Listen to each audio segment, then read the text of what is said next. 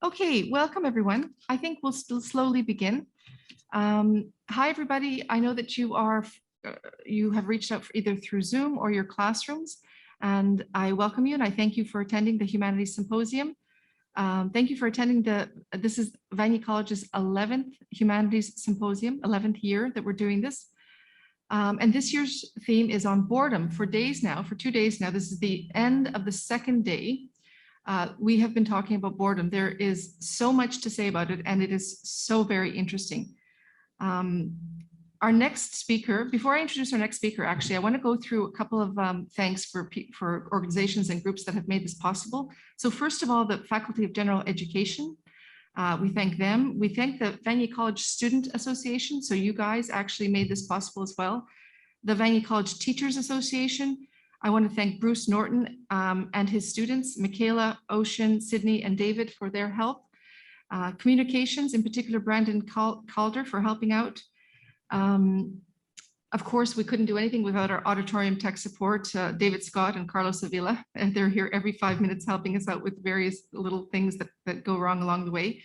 Student Development and Services Office, Myra Grant, and of course, the committee that put this all together, including Brian Aboud, Lisa Jorgensen, David Kolostic, Carolyn Hoika, and Sheila Daz. So I thank you all for making this possible. At the end of the presentation, you are able to use, those of you who are watching this from home or from your classrooms, you can use the Q&A icon to type in a question, and it will be read by I'll read it to you. Or if you're in the auditorium, you can come to the mic. There's a mic set up and you can come up and ask a question. I'll keep my eyes open for people who want to come and ask questions. And then before I introduce our last speaker of the day, Peter Toohey, before I introduce him, I'd like to take a moment to talk about the land that we are on here, that we study and work on.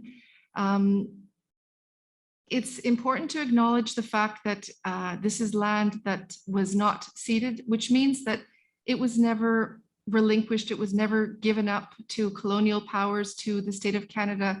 And we say this, we take a moment to acknowledge this because it's important to recognize that fact. It's an uncomfortable fact. And as I have learned in the last few days about boredom, when something makes you uncomfortable, you are compelled to move, to do something, to change your location, to change the feeling that you have. In the same way, I think we can take a moment to understand the meaning of living here and working here, the fact that this land has been taken, it has been stolen, and if it makes you uncomfortable, as it makes me uncomfortable, then it's a call to action. And that action can include anything from just informing ourselves as to the history of Indigenous peoples, just to care and to pay attention. I think we can start with that.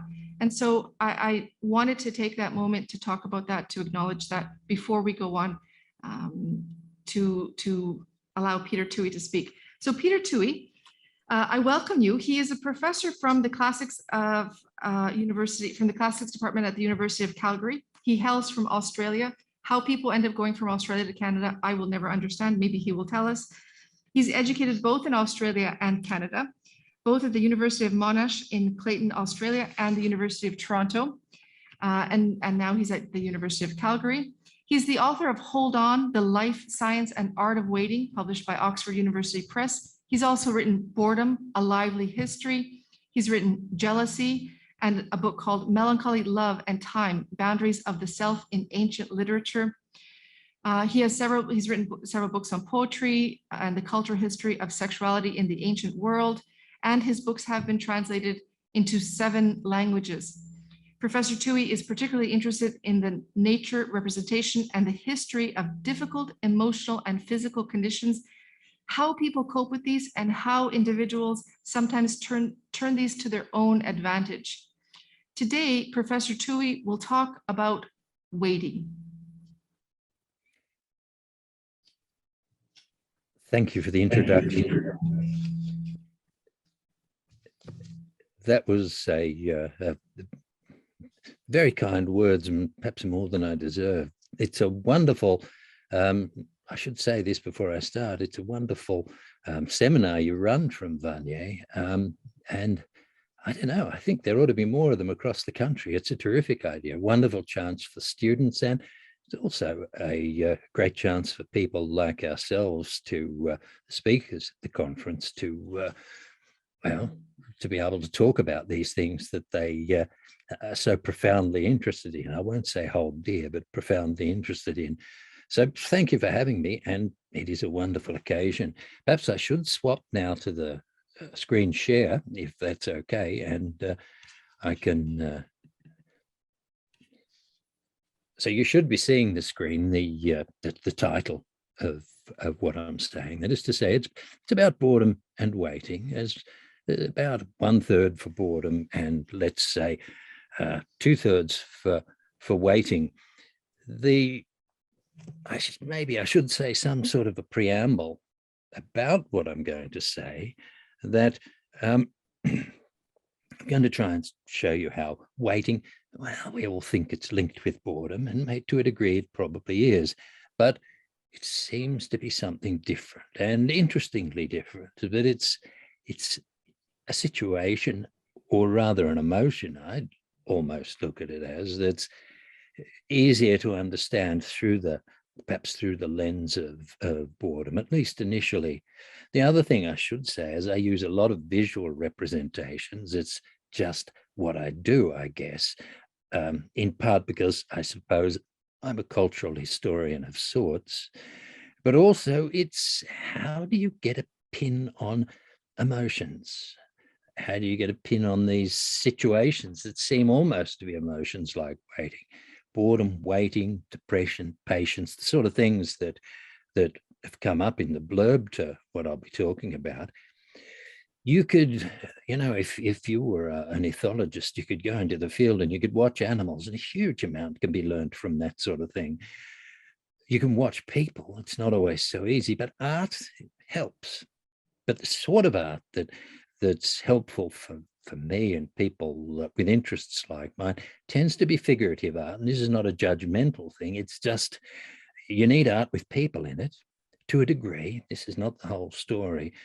And maybe this can tell you something about your subject. And even if it doesn't, it tells you a whole lot about cultures, how cultures understand themselves. So we'll be looking at a certain amount of art, and that's sort of some of the evidence that I can use, for better or worse. That's pretty much for you to decide, or whether you're listening to me here today or whether you're a reader of some of the things I've read.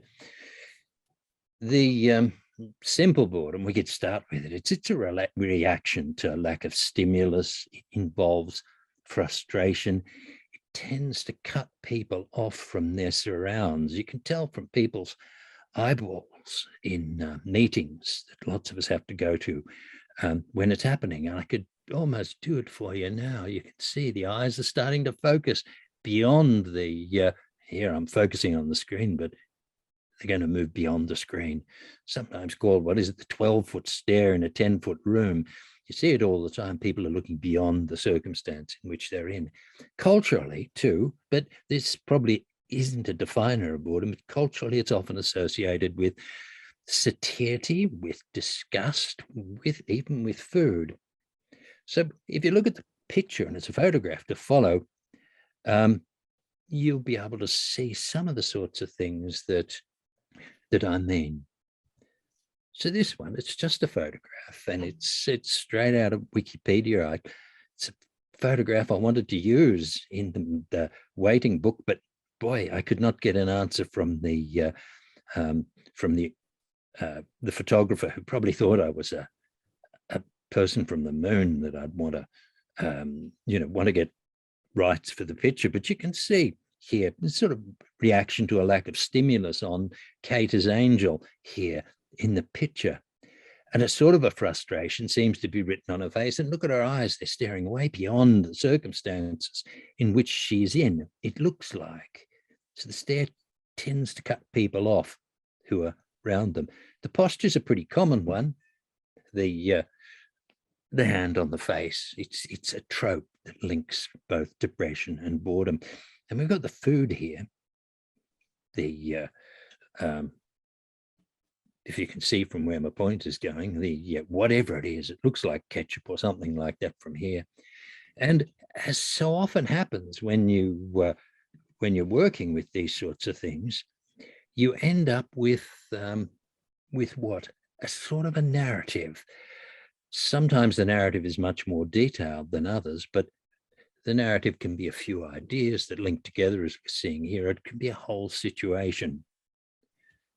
Let's go on then. Now, what I wanted to do was slide through some of the other ways that boredom's understood that can lead us to waiting. Boredom and depression are inevitably linked. Why should this be? I suppose it's been said by people who work with animals and lots of people since that too much boredom can spill over into frustration. It can spill over into anger. It can spill into self-harm. This was observed with animals and eventually with humans with something like depression. With animals, something that looks like depression. How do you know if an animal's got depression? I guess you rely on something like a phenotype, what you can see, and you're gambling that what you can see is the real thing. I guess depression entails an inevitable cutting yourself off from others, a bit like boredom. You can see some of these in two visual narratives of boredom that follow. So here's my fifth slide. If you compare the two figures in the following slide, you see that the one on the viewer's right is usually said to be bored. The one on the left is, at least according to the title of the painting, it's of a depressed person, melancholic. The word is used interchangeably mostly. The figure in the slide following, that's slide 7, is usually said to be depressed. So let's take a look at the two slides. Let's do the boredom one first. This is the one by Bonnard. It's the woman in the striped dress that we have here, and the sort of cliches that we're getting here are, there's the head and the hand, and it's the left hand, which is about 55% of the time, if you're going to go for these cliches, linked with boredom. So that the right hand, if the person's right-handed, putting the pointer on her right hand here, so that the right hand can be used. So the person's still in the world, as it were. They're not cut themselves off. And the right hand sort of shows it. We've got the gaze here that's, you'd have hoped it was looking up, but it's not. It's looking down here, but it's cutting off the people who are there. And you'll see the food, the laser point is pointing to the bowl of fruit on the left, whatever it is on the right, and some sort of a carafe here of no doubt some sort of spirituous fluid. It's called just the woman in the striped dress. It's boredom for sure, I think. Have we got a narrative here? You could construct one, but I think the narrative, in a sense, is just coming from the simple ideas, the simple cliches that are operating with the food, the eyes, the arm. If you compare it to Corot's, the melancholic woman here on the left, we're looking at depressive here, and it's who knows whether we should be feeling bad about this picture. I'm not too sure. But one of the things is it's the right arm here, presuming the person is a right-hander. It's part of the cutting off of the person, this cliched representation of a depressed person. It's cutting them off. And the eyes, I can never tell where the focus is, but I don't think the focus is on us. The focus is elsewhere. The eyes are meant to place the person away from us, and the background, the colors in the background are not as cheerful as or almost nauseous, really, the person in our board picture on the right. But nonetheless, you can see that there's a sort of a link. The gaze is somewhat similar. The use of the arms is somewhat similar. Does boredom ever become depression? People who wrote about this sort of thing, particularly in the 2000s, would talk about existential boredom. It sounds awfully like depression, when you try and define it. And you could say the person on the left feeling existential depression, they're feeling simple boredom on the right. The woman in the striped dress just wants to get away from there, just as some of the other papers have been saying. The next picture is our third picture on this little theme of boredom and depression. There's nothing depressed about this, and it's by Paul Gogan, and he's a worry, is he not, these days? When I first, as a very young person, by that I don't mean like 7, I mean 16 or 17, it seemed innocent pleasure to look at Gogan. Well, we know tons more now, so there's a little preamble just to make sure. But this one, it's the name, I'll put the pointer on it, Faturuma. It seems to mean something like melancholic, brooding, or dejected. This is what is usually said the translation's supposed to be. And here, whatever it is, the cliches move you right away from boredom, I think. There's no way that this person's bored. We ought to say just a few words about it. It's surprising in a sense for a person like Gogan, whom you associate with a variety of malefactions we didn't go into. But here I think, and I might be wrong, it's a European picture on the wall. It looks a little bit like that to me. I wouldn't want to stake money on it, though. Polynesian, I should say, or Melanesian, which a woman is in what is probably still called the mission dress, the missionary dress. It was produced by the missionaries in the South Pacific to the peoples there to cover their nakedness. You could link the dress, if you like, the remarkable coloured dress, to the European scene sitting behind her. And if you look at the finger there seems as there not to be a wedding ring on it. The feet are bare at the bottom, understandably. If ever there was a painting about colonialism, boy, this is it. And that's not usually what Gogan does. And it's not too kind on the colonialism. It's as if Faturuma that we have here has a actual cause, and it's not a biochemical or a neurological cause. It's in this one, it's the world that these people have been placed into. But let's go on from that. Without all that talk, the painting is clearly about something like depression. We've got the eyes, we haven't got the arm here. The person's cut off from their surrounds. Let's go on.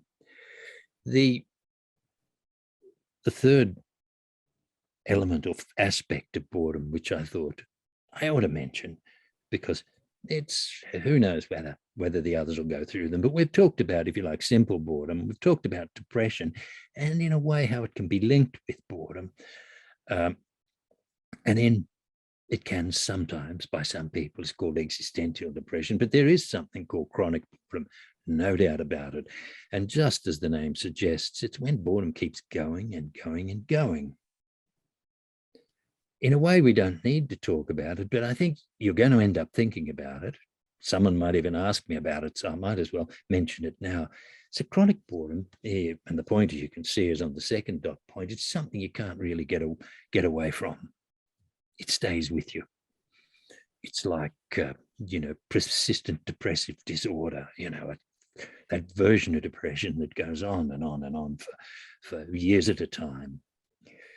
Chronic boredom shouldn't be compared to anything as catastrophic as persistent depressive disorder, but nonetheless, it's hard on a person's life. And I admit, dot point 3, that sure, I suffer from it. Why else would a person write a book on boredom and work on it?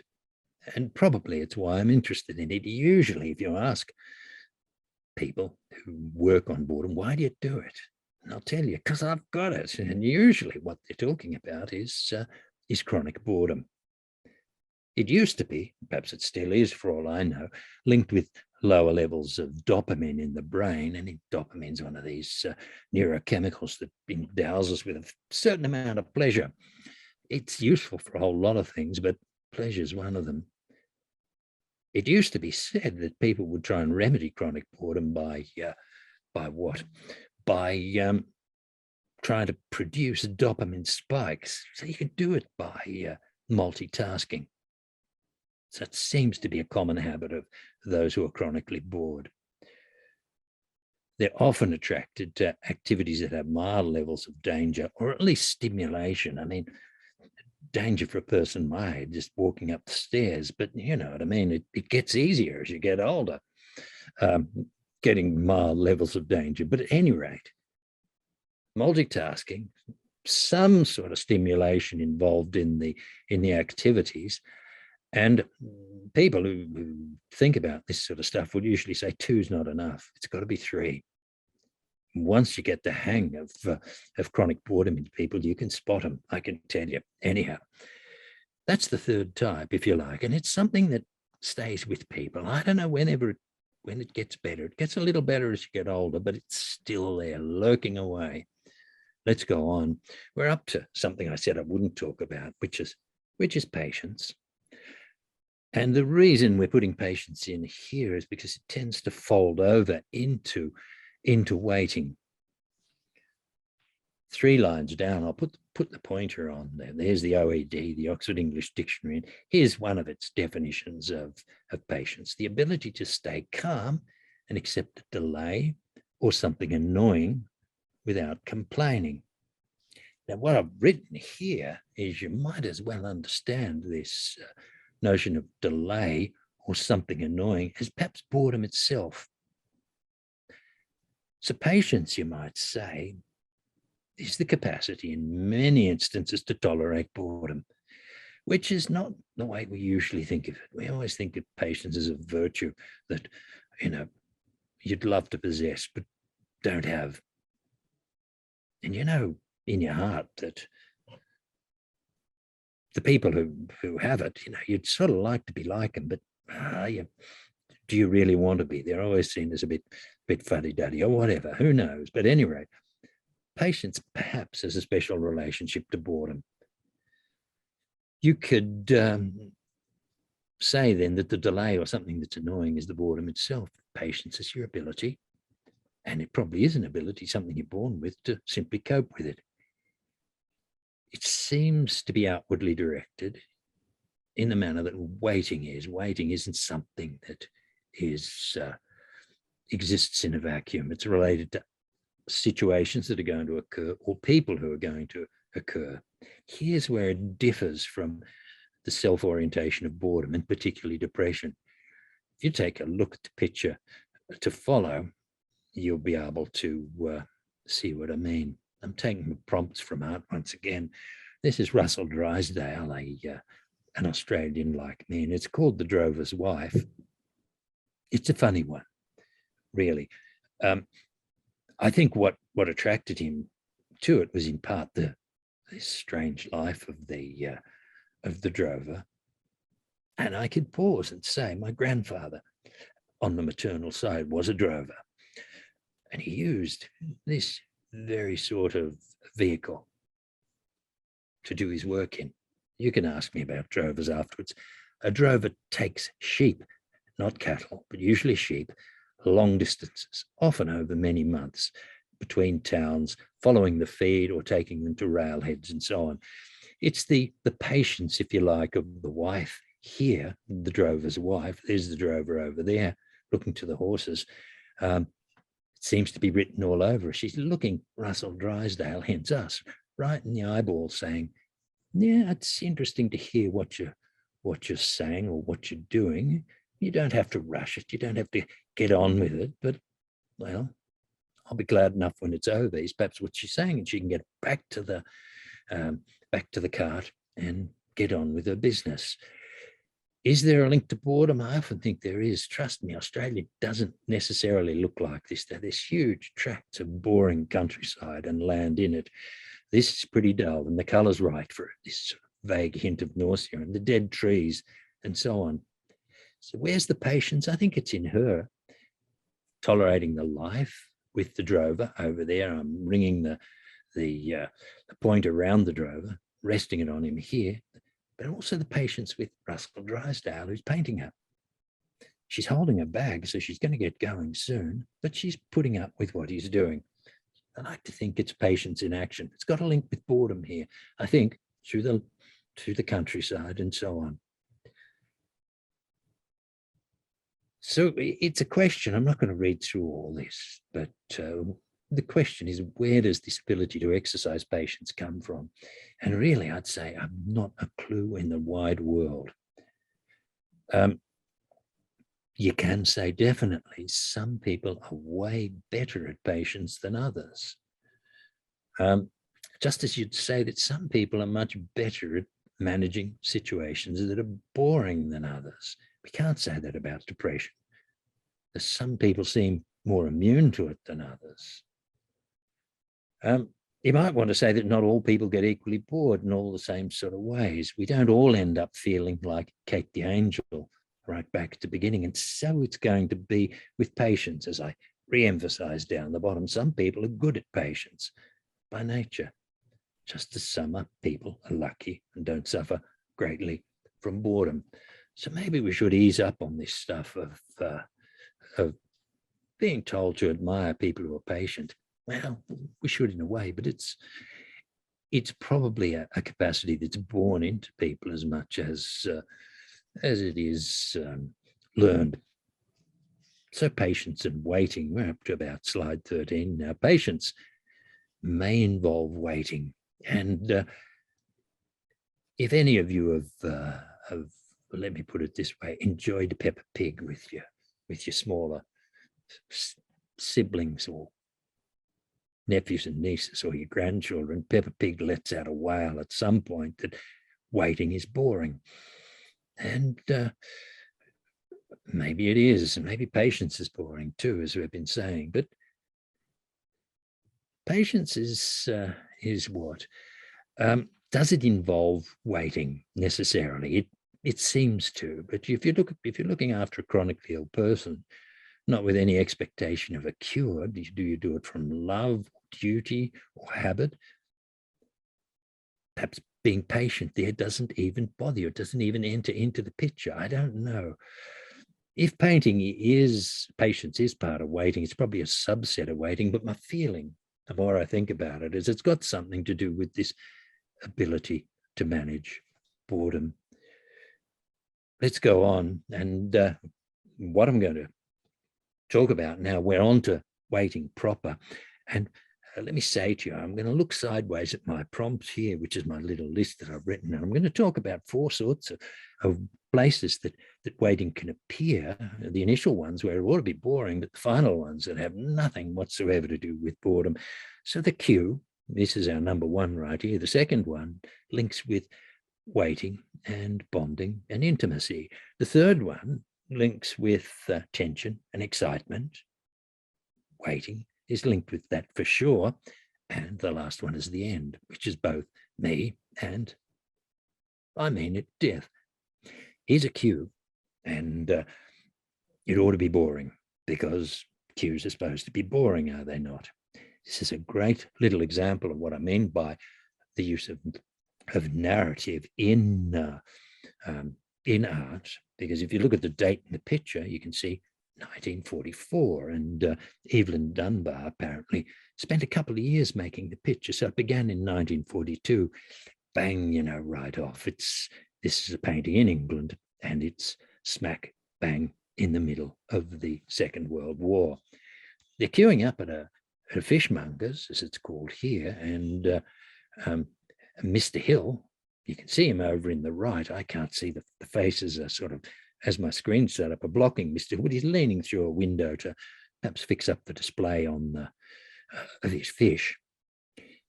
The queue is mostly women, and the men, there's one, and here, and if we keep going, here is another. The men in the queue are all older. Why? Because all the younger men are in Europe fighting, or they're in Italy fighting, or North Africa, or Burma. They're queuing for fish because the meat is a restricted substance, and the meat is all sent off to the people on the front. So that the people we can see in the queue, the only ones we're going to get here are men too old to be in the war, or they are small children, and there's a few small children here. This young man here, who I believe is the husband of this woman here, and that's Evelyn Dunbar, I think, is in army, so he must be on leave. This is somewhere in Kent, this is happening. I think it might be her sister over here on the right. Not too sure. And a small dog there in the front. If you look through the queue, now that we're sort of building up on the narrative, they're all interested in fish because it's the only protein they can get of this sort, this non-vegetarian sort.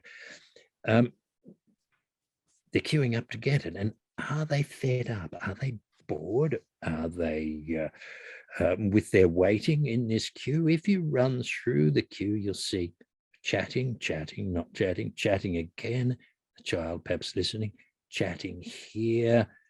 I don't know what she's looking at, but something pretty intently. These three here with the baby seem to be talking. Those two are seriously talking then, and these two here seem to be chatting away. What I'm getting at by this is it's not boring at all. They're seeing their neighbors, they're talking, and they're enjoying the queue.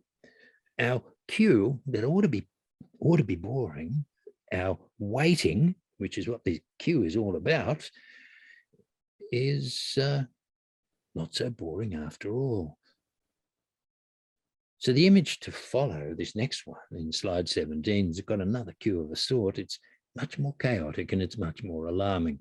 It's also much, much older. I've said to you, I think why I use older ones, not just me being ahistorical, it's trying to show you that these sort of representations can occur in a variety of different historical periods and still seem to point to some of the same sorts of things. Waiting, by the way, if we wanted a definition, I think I glossed over it without saying, staying in the same place until something happens. And that something can be another person or can be another thing. Here's the picture, and it's from the 1490s by a man called Giovanni, and it's a picture of the wedding of Thetis and Peleus. And any of you who have seen the movie Troy, and lots of people have, will know that Peleus and Thetis are the hero Achilles' parents. The wedding was a famous one in Greek mythology. It was the last time the gods came down to earth, but the wedding, whatever it is, got out of hand in a variety of ways, and the gods said enough of these humans. But I'm pointing here on the right is Peleus, Achilles' father. He's reaching out his hand here as he waits with the queue behind her for his divine, she's a god, wife, Thetis. You can tell it's her because of these cupids down the bottom, which are pointing to the love between the pair here. The marriage didn't last, as some of you will know, about a year.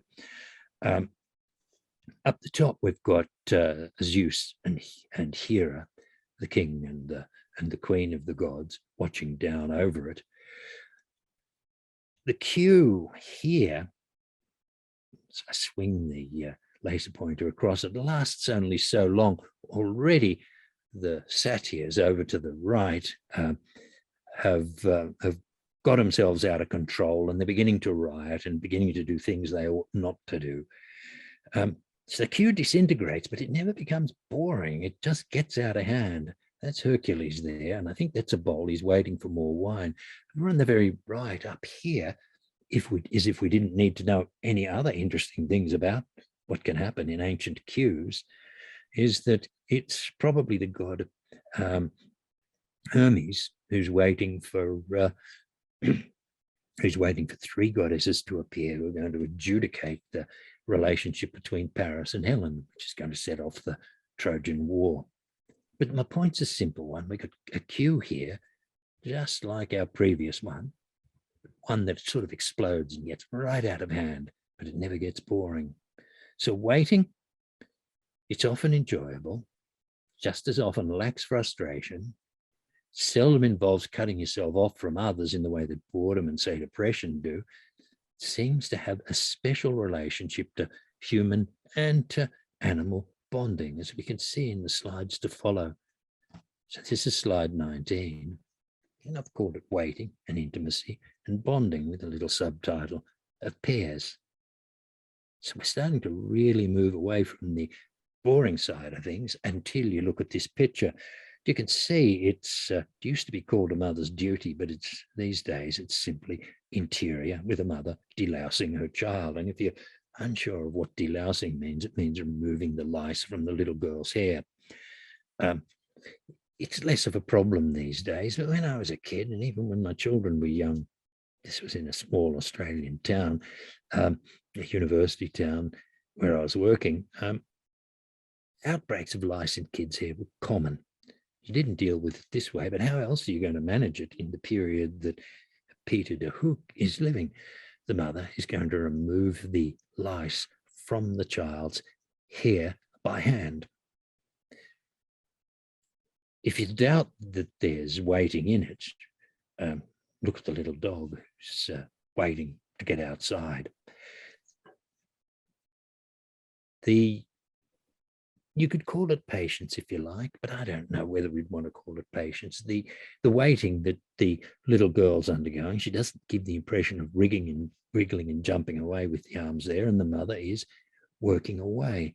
Given it the title, if you can't wait, you can't affiliate. Well, with these pairing pictures, the repetition of waiting situations between people, like this strange one here, seems to be how you create bonds, that the bonds, the affiliations, are linked to the amount of time you put into it. And you mightn't be intending to put it in, but it happens. And we could talk about a little bit about neurochemistry of these things, but maybe not today. If you're wondering what that is up the back, that's the bed. And I don't know whose bed, but at any rate, you pull the curtains over, and I guess that'd make it a lot warmer with that freezing cold looking floor. It's minus 20 here today. Makes you think about that floor. Here's a famous picture by Matisse from about 1909. Many of you will have seen it. It's supposed to be the husband and the wife here in conversation. Is it a waiting picture? Matisse is good at them. He does a lot of them. There's a lot of this doubling goes on in his pictures, but not doubling, I should say, but pairing. Here, how happy are they? To judge from the colors and the expressions, pretty happy. And I put this little tag down the bottom. There's a little bit of happiness in waiting for happiness. I adapted the words. I pinched it off somebody else. You can ask me afterwards if you want to know who said what the proper saying is, but it appears so. You would say, a bit like our picture of delousing, the more time this pair put into it, the greater the success of their bonding will be. Here's one more. It's David Hockney. It's 1971. David Hockney paints lots and lots of pairing pictures. They're terrific. Now, that's not a judgment of their worth, which I think is considerable, but rather, if you do what the sort of things that I do, you see an awful lot of it in here. But you can see the pairing here is really disintegrated. Look at their faces. Who are they looking at? Bang, straight out at us or the painter. There's no affiliation going on here, is there, in the way that we had in the conversation? And Hockney, I would say, is writing straight off the conversation. He's reversed the roles. He's put the woman standing and the man seated. It's the reverse in our painting here. So he's doffing the hat, if you like, to Matisse, but putting his own turn on it. And he said, nope, it's not working. The affiliation that we've been seeing doesn't operate with these two. Maybe the cigarette points to it as well. Look at the way his feet is scrunching up in the shag of the carpet. Let's go on. This is an extraordinarily narrative picture. And it's called Waiting, and it's by Degas. And I don't know what you would say of it is that it's one of the best narrative type pictures you could get of waiting. Indeed, it's called Waiting. There's been a monograph written about it, a small one by a writer for the Getty Museum. But the origins of the painting work sort of like this. He seems to have started with drawings of this young ballerina here. Then he adapted it. Instead of placing her in the center where my pointer is sitting right now, he moves her to the side and he brings in her chaperone to the right. And suddenly, with two people in it, we move even beyond this notion of pairing, bonding, and so on. She's the young ballerina's chaperone, and we presume she's auditioning or perhaps about to dance. I don't know, one of the two. Looks like her ankle aches a little bit from the sort of thing she's been doing. She's down there rubbing it rather than trying to tighten up the laces on her or the ribbons on her dancing shoes. The woman on her right's about 26. I guess she's not too old. Look at the way she leans. And the straightness of the back. It's a young person here, but it's a person whose dancing days are over. If I used the pointer or the pen, I could put a cross through the ballerina. So this woman here was once this woman. She was in that position. She's not anymore. Now she's looking after people like that. Is she happy with it? What's she waiting for in her career? I don't know. What's this one doing? She's waiting to dance, but inevitably she's waiting to become this person on the right.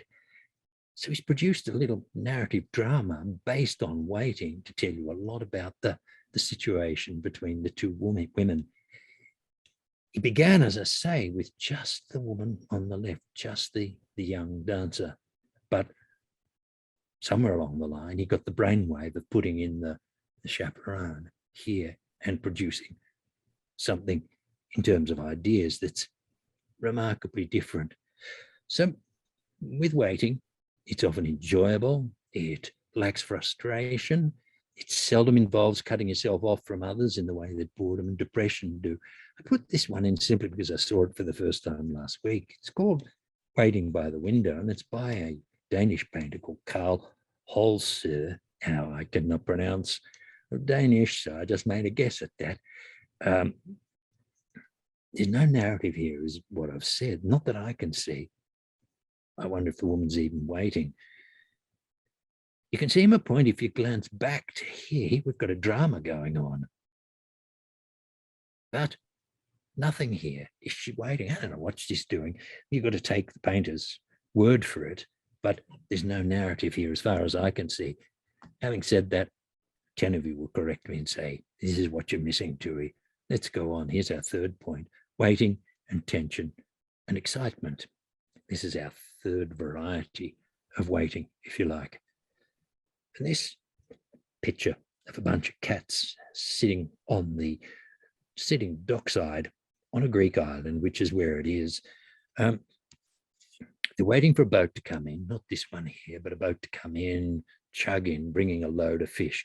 Now, these cats, through practice, have learned if they wait long enough, they'll get fed. So it's a painting about waiting, but it's a peculiar one.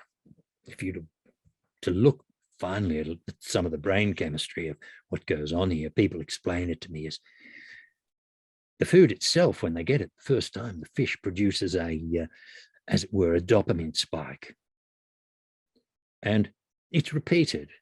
So the process, and I'm looking at my little reminder over here to my right, so I'm going to look at it. So you've got the expectation here of the ship coming in where the pointer is and feeding them. So they're alert, they're tense, they're seething, as it were, roiling with dopamine. So the expectation of the reward keeps them in place. And so the dopamine aids the expectation. It backs up the reward. And from that, as I'm told, is produced learning. So these cats have learned, thanks to their brain chemistry and thanks to the fish, to stay in position. But the attention and the excitement is part of their waiting. This is way, way, way from our cue. Here's another one. It's a beautiful painting. We see lots of them now, but this is an early one, 1932, by a man called Koshiro Onchi. It's a diver, and we're waiting for her to hit the water. There's the diving board just there to the left. Will it happen? It never happens because this is a painting. She's frozen there in time, but we know she's going to go on. The tension of the body, the tension of waiting. This is a waiting picture, and it's full of excitement. a bit like our cats. Look at the tension there and the tension here. We'll go on. Here's Edgar Degas. He comes back and back. It's a remarkable picture for waiting once again, 1880, called The Curtain Falls. So the curtain here is not going up, it's going down. It's going down on the dancers, and you can see this one here from the hair is getting tired, perhaps sweaty from the performance that's about to be over. And we're waiting. I don't know why we'd be excited for the curtain to go down, but whatever it is, the finale of the performance is pretty exciting. He's catching this by dumping half of his painting here with the falling curtain. And you can see down here, 1, 2, 3, the bows of our musicians here, fiddling up a storm to match the excitement. So waiting, in the end, we're moving towards it, both of me, I hope not on this planet, but at least of my talk. This is, you could call it the empty chair, which is an old symbol for death. The chair that's empty, the person who was always in it. That's produced by Pierre Bonnard, whom we saw earlier on, the woman in the striped dress. And it's produced about 1945. You look here, 2 years before his death, dies aged about 79. So this picture is produced when he's 77. And his friend, the painter Villard, is dead here. He's painting at the end of the Second World War. He moved out of Paris to the south of France, I believe, in the period. He was not a sympathizer with Vichy. It was a period of great unhappiness for him. And his wife, to whom he seems to have been devoted both ways, Marthe, died 3 years before he finished this painting. So who's the chair for? It could be for his wife, or it could be for himself. There's two ways of understanding these symbols of death. Any of you who've read or talked with people about the late Joan Didion's book, The Year of Magical Thinking, which is particularly about the death of her husband, she talks about not moving his clothes, not moving his shoes, not moving his things. I've got to keep them there, she says, in a sort of almost mad way. I have to keep them there. Why? He might come back and need them. That's why she calls the book of the Year of Magical Thinking. She gets over it when the grieving ends and she can move the stuff. But there is an element of that. So the chair is both the symbol of the departed person, but also you leave it there because you're waiting. What if they're going to come back? This magical thinking seems to be part of the symbolism of the empty chair. Here is Bonnard, and they're his words. He who sings is not always happy. The painting is pretty much from the same year as our last one, self-portrait looking into the mirror. As Clive James, the great Australian, said, the master might be broken down, but he's still in the game. He was talking about himself there, and so it is with Bonnard in this very moving picture produced in his 77th year, close to his death. And of course, not many years after the death of his wife, that's perhaps, and death's like it caught in the chair there. So waiting, is it like boredom? Yes, because it can be frustrating, but no, because it's seldom self-orientated. It usually operates in pairs, directs outward.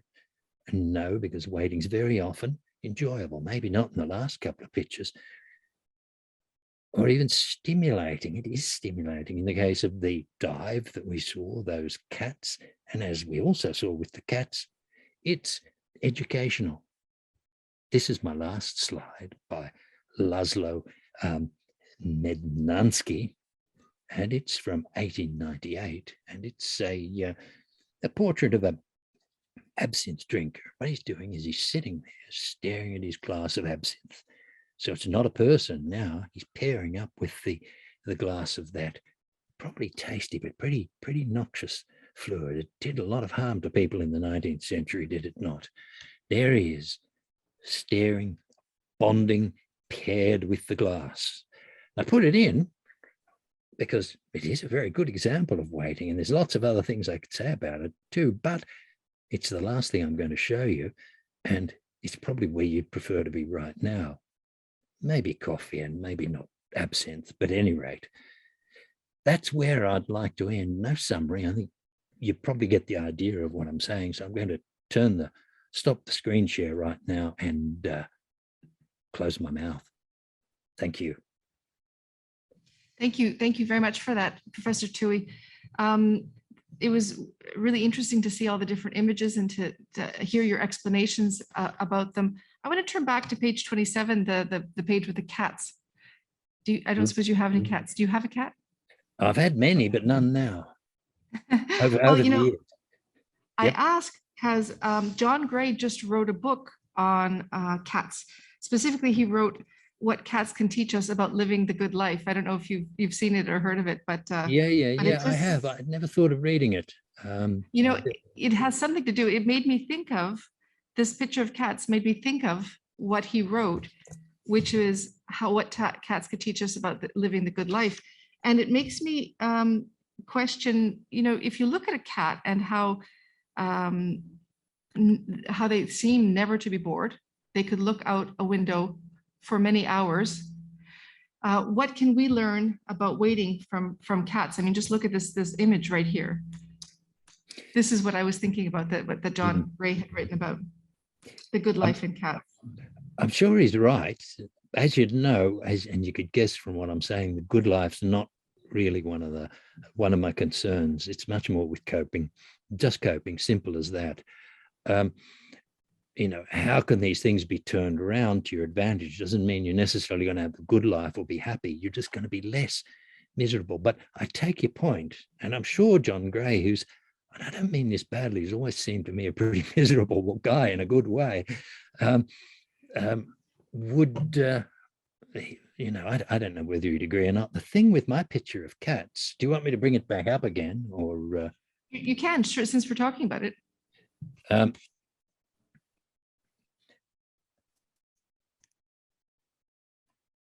27. Yeah. The thing with my cats is that that really what I'm trying to illustrate here is not them practicing the good life, but just how they've learned. Because you think of any of the cats that you've had, sit them on the side of a dock, even if you could convince them that a ship coming up was smelling of fish, they'd wander off into the nearest building and try and catch a mouse or a rat or do anything. What is it that's taught these cats to wait, and to wait with such extraordinary tension? And it's the repetition, but it's the repetition aided, it seems, by the sort of dopamine that's produced when they're given the reward of the fish a couple of times, and they learn from that, from the repeat dopamine experience, that if they wait, they'll get fed. So it's the dopamine is surging, is the way it's been explained to me, in them at the time. And you can see this from their cat necks. These guys are really watching. They're not slouching in the front window and looking in a good and relaxed way. But it seems to me a little bit different from the good life, is what I'm saying. This is a matter of learning rewards and looking forward to the reward that's to come. But I think you're right. Cats do seem to have this remarkable capacity to tolerate boredom. Somebody in my family said, it's because they're stupid. What are you talking about? But I don't buy that. I've had lots of smart cats. Yeah, that's true. Well, tell us, if you will, tell us about boredom, and is there a history to boredom? You have a book called Boredom: A Lively History. If there is a history, when does it start? Can you say something about that? It's I guess what I'm saying in that book is it doesn't start. But then again, it can start. And I don't mean to be irritating by saying it both ways, but here's the way you could think of it, that internal states in the worlds that I guess I earn my living in, Greece and Rome, and this is not by some sort of cultural imperialist choice. I just ended up in them by accident because I liked them, and your life goes in that direction. There I stayed, and it's not what I write about anymore, but it gives me great satisfaction to be able to teach about it. Back to the Greeks and the Romans, they have very little interest in displaying internal states, as it were, in their literature, at least probably until the 2nd century of our era. And then you start to get the pointers pointing towards the sort of depressive conditions that we know. And they start to talk about boredom then. They clearly knew about it because they refer to it before that. But I think they felt that it was both trivial, and then why would anybody talk about boredom? Of course, we all get bored, Talk about something serious. Anger. It causes havoc in our lives. Mercy. There's not enough mercy in this world.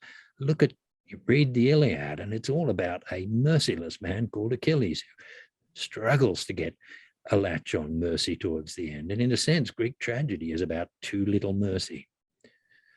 These are all public emotions, very outwardly directed emotions, and they're not tremendously interested in these internal ones. Of course, to a degree they are, but that seems to come later. It seems to come not as cause and effect, but around the time Christianity's on the up.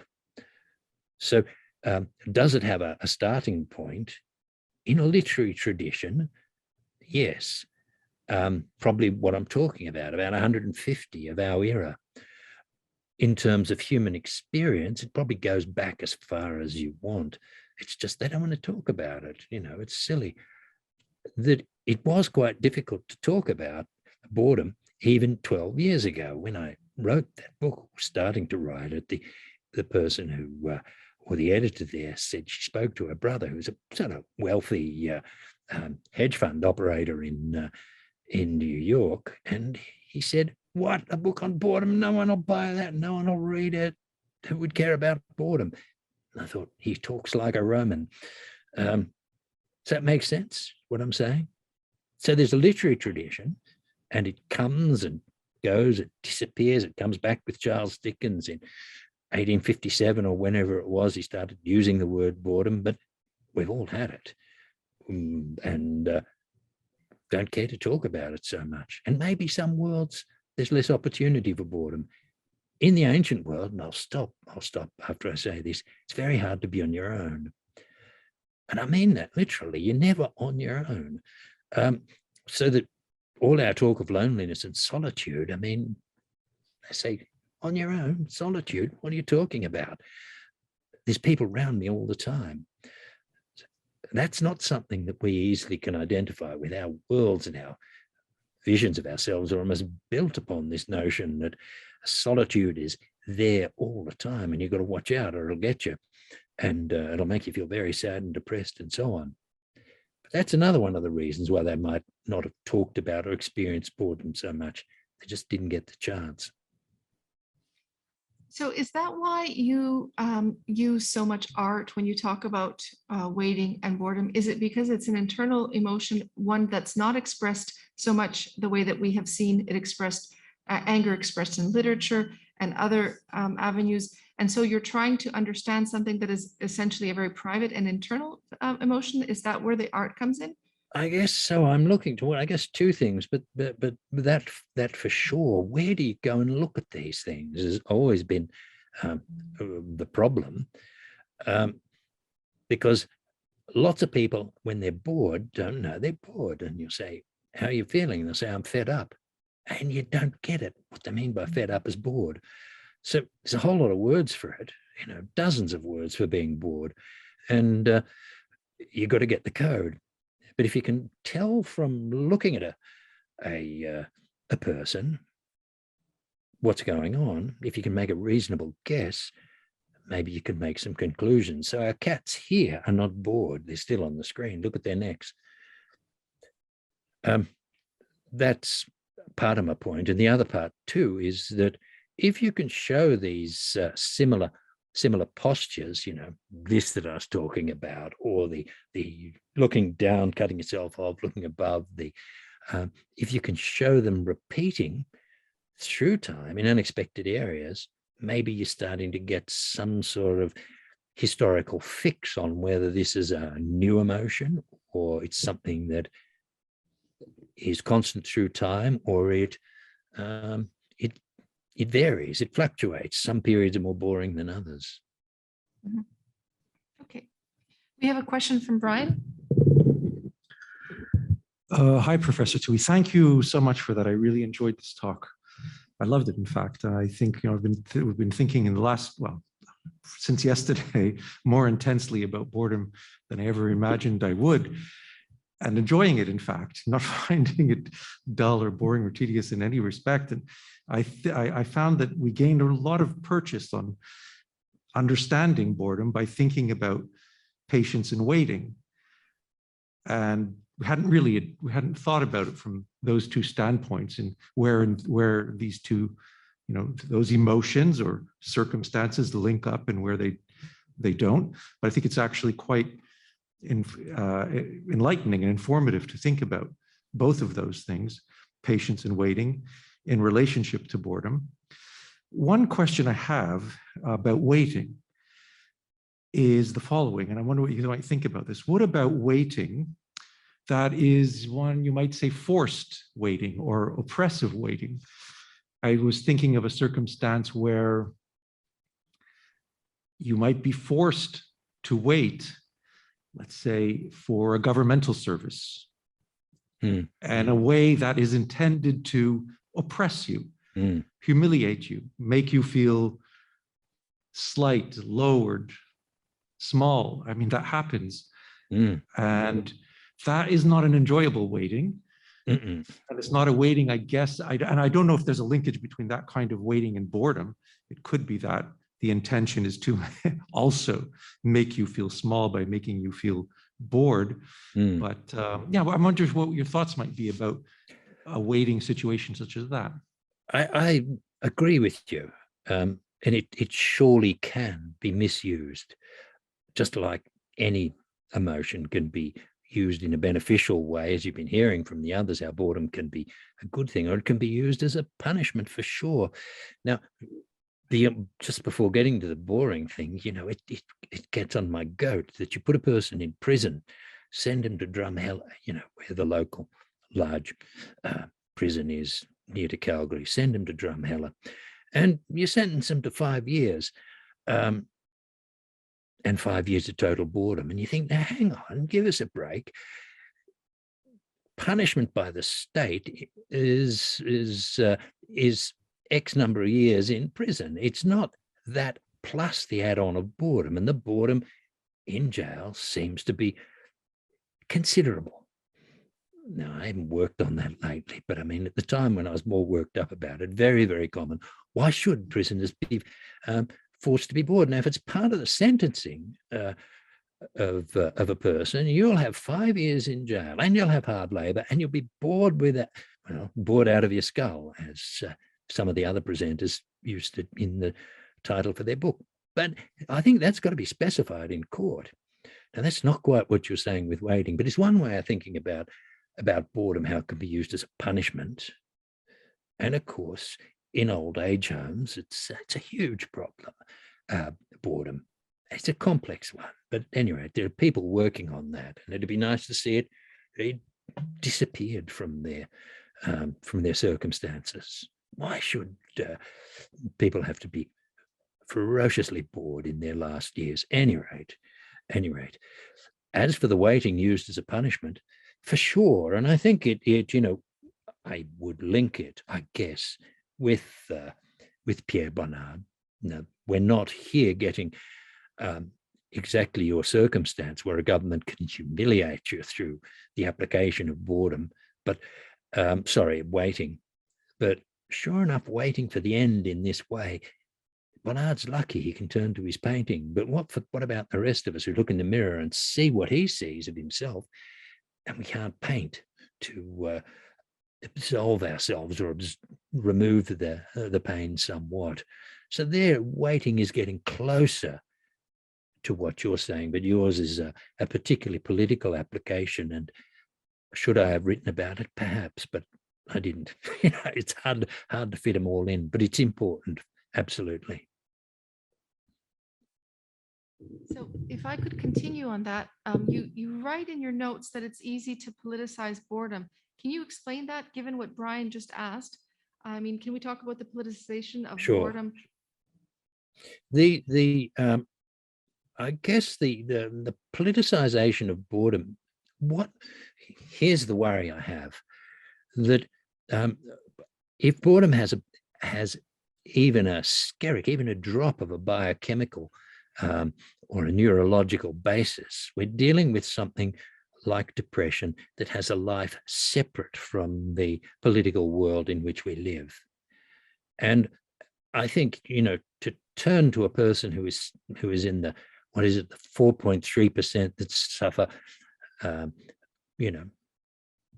some sort of major depressive disorder, and say that, this is the product of the political situation in which we find ourselves because of neocolonialism and something, you sort of sympathize with it, but no, you'd say, no, this is a person who's going to be ill if they're in ancient Rome. It's a deeper problem, and that's part of what worries me with boredom. In a sense, you can take boredom and politicize it and say it's the product of the Industrial Revolution and the Enlightenment. It's the product of a world where workers are turned into things rather than people, and so on. Well, perhaps, but did it appear then? And Romans talked about it and probably felt it quite a lot, and they still thought it was trivial and didn't write books about it, but they talk more and more about it. But I don't think it's a political thing. You could use it as a political punishment, and perhaps it is related to modern life. But somehow or other, I doubt it. It's like trying to say, as some people will say, that, psychotic conditions like schizophrenia have sociological roots. It's easy to say. If that were the truth, it'd be easy to cure. That major depression, if it's the product of society, well, it wouldn't occur in so many various societies, including the ancient world. So I think, to a degree, it can be politicized if you want. I don't buy it because I think its basis is deeper for many people. And I think one of the most stimulating voices on this, for depression primarily, but then spills over, is Byung-Chul Han, the Korean philosopher that works in Germany now, writes book after book after book touching on these things. He believes that it's the product of the burnout society, to put it bluntly. And I guess you're going to be bored at some point, and then it's going to produce a sort of dehumanizing depression following from this experience. Well, I don't know. I love reading his books, and it's a sort of secret pleasure. I buy them all and read them, and you need a lot of dough to do it because he writes so many. But once again, I don't think depression is as simple as the product of a sociological cause, not the worst of depression. And I think too, with boredom, some might be, but I can't see where you're going to get your statistical evidence to prove that boredom's worse now than it was 50, 100, 200, 300 years ago. It can't be words just because we've got this word boredom. Is there a ton of words you can use for it? If to be bored, you have to use the word bored. How can you be bored if you speak French or German or Latin or Greek? There's my answer. Great sympathy, but not quite convinced.